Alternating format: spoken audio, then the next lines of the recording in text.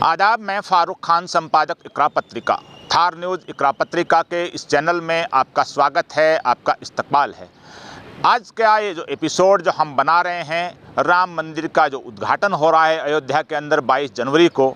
उस मुद्दे पर हम ये आज का एपिसोड बना रहे हैं। तो तमाम व्यूअर्स हैं, उनसे मेरी दरख्वास्त है कि इस पूरे के पूरे एपिसोड को आप देखें और इस जो एपिसोड है इसको ज़्यादा लाइक करें, शेयर करें और चैनल को सब्सक्राइब करें ताकि ज़्यादा से ज़्यादा लोगों तक ये बात पहुंच सके। तो आज का ये जो मुद्दा है हमारे इस एपिसोड के अंदर, इसके अंदर जो देश के अंदर एक जो खुशी मनाई जा रही है, बड़े पैमाने पे देश भर में राममय माहौल है, पूरा सरकारी तंत्र लगा हुआ है, मीडिया लगा हुआ है, जगह जगह खुशी के दीप जलाए जा रहे हैं, वो अपनी जगह है। दूसरी तरफ देश के अंदर एक बड़ा तबका, जिसको करीब जो पॉपुलेशन है जो 25 करोड़ मानी जाती है, मुस्लिम कम्युनिटी, उसके अंदर पूरी तरह से एक खामोशी छाई हुई है। वहाँ कोई किसी किस्म की जो एक तरह का सन्नाटा पसरा हुआ है। इस मुद्दे के ऊपर आज का हमारा एपिसोड है। आप इसको ज़्यादा से ज़्यादा लाइक करें, शेयर करें, सब्सक्राइब करें और पूरा का पूरा एपिसोड देखें। तो सबसे पहले मैं आपको इसमें बताना चाह रहा हूँ कि राम मंदिर का जो फैसला सुप्रीम कोर्ट ने नवंबर 2019 को सुनाया था, तो जाहिर सी बात है कि जो फैसले के अंदर जो मोटा इशू था कि जो ज़मीन थी वो पूरी की पूरी राम मंदिर को दे दी गई थी। बाबरी मस्जिद को वहाँ से हटाने का या बाबरी मस्जिद का जो मामला था वो वहाँ से क्लोज कर दिया गया था और बाबरी मस्जिद को बदले में दूसरी जगह ज़मीन देने की बात सुप्रीम कोर्ट ने कही थी। ये जो मोटा फैसला था, लेकिन इस फैसले के अंदर 2-3 बिंदु और थे, वो बड़े महत्वपूर्ण थे और उन तीनों बिंदुओं पर कोई खास जो तवज्जो है आज न तो विपक्षी पार्टियां दे रही है, सत्ताधारी पार्टी है भारतीय जनता पार्टी, उसका तो जाहिर सी बात है एजेंडा ही नहीं है, तो वो तो उन बिंदुओं पे क्यों नज़र डालेगी, लेकिन न विपक्षी पार्टियां और न ही जो एक्टिविस्ट हैं, मीडिया है, वो उन मुद्दों के ऊपर खास तौर से तवज्जो दे रहा है। वो जो कौन से मुद्दे हैं, वो मुद्दे ये हैं कि दिसंबर 1949 को जब बाबरी मस्जिद के अंदर जो मूर्ति रखी गई थी, उस मूर्ति रखने को जो सुप्रीम कोर्ट ने अपराध माना था कि ये गलत हुआ है और ये एक आपराधिक कृत्य था। ये दिसंबर 1949 में आज़ादी के फ़ौरन बाद जो मूर्तियां रखी गई, उस इश्यू के ऊपर सुप्रीम कोर्ट ने कहा था, उसको अपराध माना था। दूसरी चीज़ ये है कि 6 दिसंबर 1992 को दिन के उजाले में जो बाबरी मस्जिद को ढाया गया, जो ऐतिहासिक मस्जिद थी उसको ढाया गया, सुप्रीम कोर्ट और हाई कोर्ट में सरकार की तरफ से एफिडेविट देने के बावजूद, बचाने का वादा करने के बावजूद, उसको भी सुप्रीम कोर्ट ने गलत माना, उसको अपराध माना। यानी दिसंबर 1949 में मूर्तियाँ रखी गई, उसको भी सुप्रीम कोर्ट ने अपराध माना, गलत माना, और 6 दिसंबर 1992 को जो मस्जिद को ढाया गया, विध्वंस किया गया, उसको भी सुप्रीम कोर्ट ने अपराध माना। दो बड़े इशू उस फैसले के हैं। तीसरा इशू उस फैसले के अंदर ये था, बड़ा इशू, कि बाबरी मस्जिद जब बनाई गई थी, जब भी बनी, बाबर के वक्त बनी या उसके बाद बनी या किसने बनाई, लेकिन जब बनी थी तो उसके अंदर किसी भी प्रकार के किसी मंदिर को वहाँ से विध्वंस करके नहीं बनाई गई। यानी बाबरी मस्जिद है वो किसी मंदिर को तोड़ करके नहीं बनाई गई। ये 3 फैसले भी सुप्रीम कोर्ट के उस फैसले के अंदर मेजर फैसले हैं, लेकिन मीडिया और विपक्षी दल हैं या एक्टिविस्ट हैं, जो भी हैं, वो इन तीनों फैसलों के बारे में कोई तवज्जो नहीं देते हैं।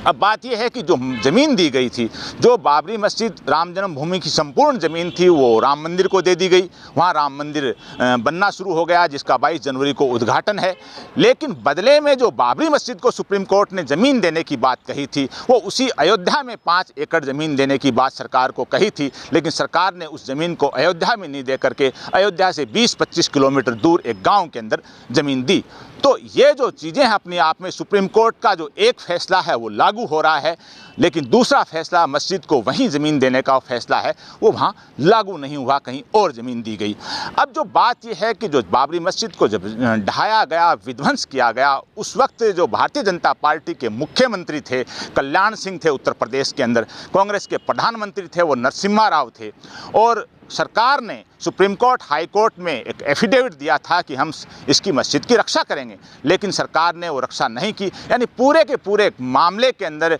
कल्याण सिंह और नरसिम्हा राव और उस वक्त का तमाम सरकारी तंत्र था, यानी बड़े लोग थे, वो मस्जिद के विध्वंस में शामिल थे और सुप्रीम कोर्ट ने इस चीज़ को अपराध भी माना है। लेकिन इस सब चीज़ के बीच में जब 22 जनवरी को प्रधानमंत्री नरेंद्र मोदी राम मंदिर का उद्घाटन कर रहे हैं और उसके ऊपर जो सवाल खड़े हो रहे हैं वो अपनी जगह हैं, उन सवालों में हम नहीं नहीं जाना चाहते। लेकिन जो एक सबसे बड़ी बात यह है कि जो भारत के प्रधानमंत्री हैं, भारत के किसी भी राज्य के मुख्यमंत्री हैं, मंत्री हैं, जो शपथ लेते हैं तो भारत के संविधान की शपथ लेते हैं, और जो उसमें लाइनें बोली जाती हैं कि मैं ईश्वर के नाम पे जो शपथ ले रहा हूं और मैं भारत के संविधान के प्रति सच्ची श्रद्धा व निष्ठा रखूंगा, ये जो शपथ ली जाती है उसके अंदर बोल हैं, प्रधानमंत्री, मुख्यमंत्री और मंत्री बोलते हैं। लेकिन जब बात यह आए कि हमारे संविधान के प्रति जो सच्ची और निष्ठा और श्रद्धा की बात आए, तो संविधान तो ये कहता है कि देश के तमाम नागरिक हैं वो बराबर हैं शासक की नज़र में। जो संविधान तो ये कहता है कि किसी के साथ भेदभाव नहीं किया जाए। संविधान ये कहता है कि भारत जो राष्ट्र है, भारत गणराज्य है, वो एक धर्मनिरपेक्ष गणराज्य है। भारत का शासक है, चाहे वो प्रधानमंत्री हो, मुख्यमंत्री हो या कोई भी मंत्री हो, वो धर्म के आधार पे न किसी का फेवर कर सकता, न किसी का विरोध कर सकता, न खुलेआम किसी धर्म को प्रोत्साहित कर सकता, न किसी धर्म को डैमेज कर सकता। तो ये जो भारत के प्रधानमंत्री, मुख्यमंत्री और मंत्रियों के लिए जो उसूल बंधे हुए हैं, कहीं ना कहीं साफ तौर पे नज़र आ रहा है कि वो भारत के संविधान की उन चीज़ों की वो धज्जियाँ उड़ रही हैं। क्योंकि जो मंदिर बनाने का काम एक धर्म का काम है, सुप्रीम कोर्ट ने एक धर्म के लोगों को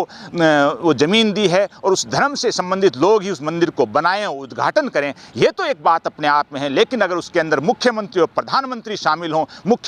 मुख्यमंत्री और प्रधानमंत्री उस उद्घाटन के अंदर शामिल हों, तो जाहिर सी बात एक स्पष्ट तौर पे एक चीज़ नज़र आती है कि वहाँ एक तरह का इसका राजनीतिकरण किया जा रहा है। क्योंकि 2 महीने 2.5 महीने बाद लोकसभा चुनाव हैं और 2-2.5 महीने बाद लोकसभा चुनाव हैं। सरकार के पास पिछले 10 साल में करने को कुछ नहीं था। सरकार के पास वापस चुनाव में जाने के लिए एक ही एक बड़ा इशू था। लेकिन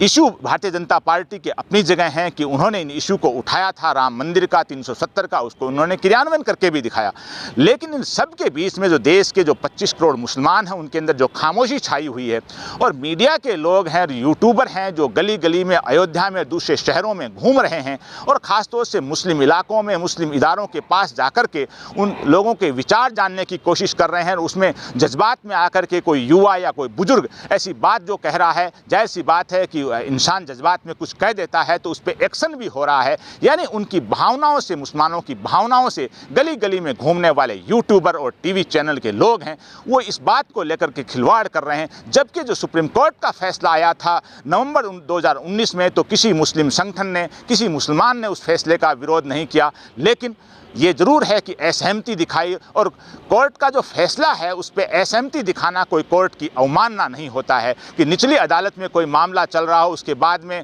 ऊपर के कोर्ट में, हाई कोर्ट में, सुप्रीम कोर्ट में जो अपील होती हैं, तो जाहिर सी बात है पार्टी तभी ऊपरी कोर्ट में जाती है जब फैसले से सहमत नहीं हो। तो किसी भी फैसले से असहमति दिखाना उस कोर्ट की अवमानना, कोर्ट की अवहेलना नहीं है। लेकिन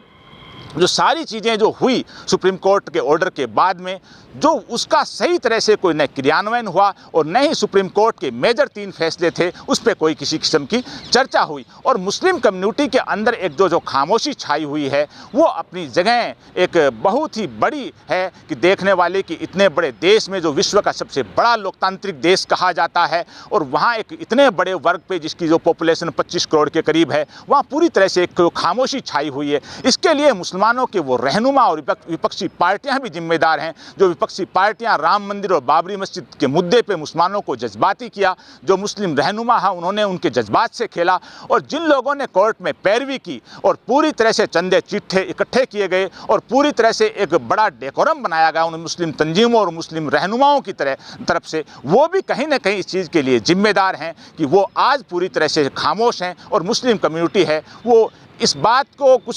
सोच नहीं पा रही है कि इस मुद्दे के ऊपर वो क्या बोलें। यानी मुस्लिम जो रहनुमा हैं, वो मुस्लिम रहनुमा जो पूरी तरह से, जो कहीं बाबरी मस्जिद के नाम पे बड़ी उछल कूद किया करते थे, बड़े बड़े चंदे होते थे, बड़ी बड़ी तकरीरें और धरने प्रदर्शन होते थे, लेकिन आज वो पूरी तरह से वो मुस्लिम तंजीमें और मुस्लिम रहनुमा हैं वो खामोश हैं। अब अगर बात पृष्ठभूमि की जाए तो देश के अंदर 1800 साल मुसलमानों का शासन रहा है, मुस्लिम शासक रहे हैं, और उस दौर में सब गवाह इतिहास इस बात का कि बेशुमार मंदिरों को ज़मीनें दी गई हैं, बेशुमार बड़े बड़े ओहदों पे जो मुसलमान नहीं गैर मुस्लिम रहे हैं कि हर अलग अलग शासन के अंदर। और इस चीज़ को लेकर के अगर हम राजस्थान की बात करें तो राजस्थान के जो जयपुर राजधानी है, यहाँ के जो शासक थे मान सिंह जो अकबर के सेनापति थे, और वहीं महाराणा प्रताप जो मेवाड़ के शासक थे उनके सेनापति हकीम खां सूर थे। यानी जो शासकों की नज़र में जो मुस्लिम शासक रहे हैं या हिंदू शासक रहे हैं उनकी नज़र में कोई बड़ा भेदभाव नहीं था। वहाँ मंदिरों को भी ज़मीनें मिली थी,